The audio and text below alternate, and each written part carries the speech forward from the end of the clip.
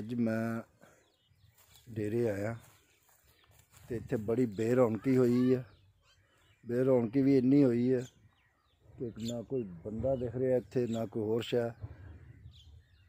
क्योंकि बेरौनकी जिहड़ी हुई है ना जी, ਉਹਦਾ मतलब यही है कि अज इन्होंने गन्ने कोई नहीं लियाते तो बेलना कोई नहीं चल रहा। नहीं तो इत्थे दे जिहड़े बंदे जिहड़े है ना जी, कम से कम भी जिहड़े है ना 15-20 बंदे तो होंदे ने इत्थे जिहड़े एक दूजे नाल हासी मजाक करते हैं। आ देखो बेलना जिहड़ा बंद पिया, हर शै बंद पई है। देखो चुंबा ड्रम मुद्दे मारे पे ने, देखो हाँ जी। तो अज बिल्कुल बेरौनकी हुई है। मैं तो आया सी, चलो मैं चल गल्लां करते हैं, चल के डेरे गुड़ खाने हैं तो नाले जाके ना जी अपना कोई वीडियो बनाने हैं, उन्होंने नाल शेयर करते हैं, गल्लां शेयर करिए तो वीडियो बनाइए। लेकिन इत्थे जिहड़ा ना जी बंदा ही कोई नहीं, वीडियो की बनानी है। पूरे डेरे च बंदा कोई नहीं, देखो सारा डेरा जिहड़ा सुनमसान पिया। हाँ जी। तो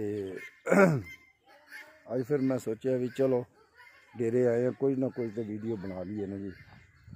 चलो इधर फसलों वाल चलते हैं, कोई थोड़ा देखते हैं, फसलों विखाने हैं थानू ते नाले अपनी वीडियो मुकम्मल करते हैं।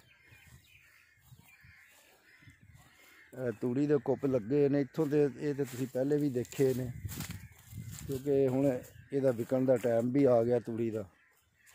ये हुण जनवरी दे विच ने जिहड़ा ना जी इहनूं हत्थ लग जाना कुप्पिआं नूं, ते ये तूड़ी जिहड़ी है ना विक जानी है।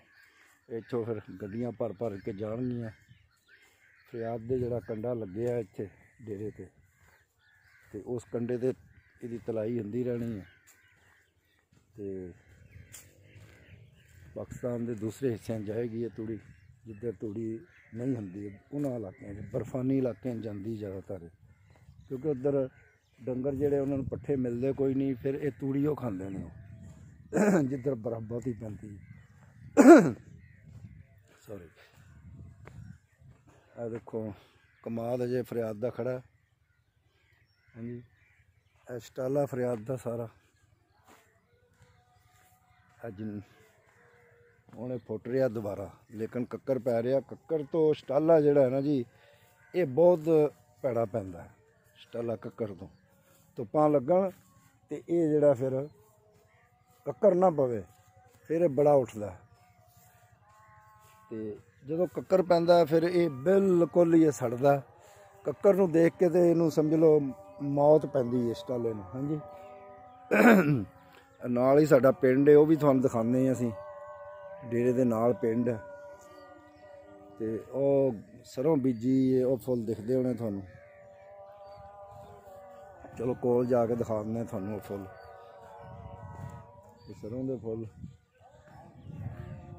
ये हुण मेरे ख्याल पकाणगे सरों नूं, इहदा फिर तेल निकलदा, सरों दा तेल जिहनूं कहंदे, खांदे भी ने लोकी, और इस अचार च भी पैंदा, सिर नूं भी लांदे ने, काफ़ी ये काम आंदा।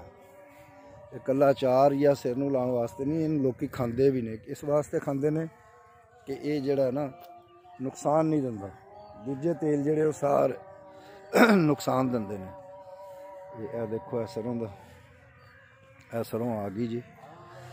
ये पीले पीले फुल बड़े प्यारे लगते हैं, तो बहुत ही अच्छे लगते हैं।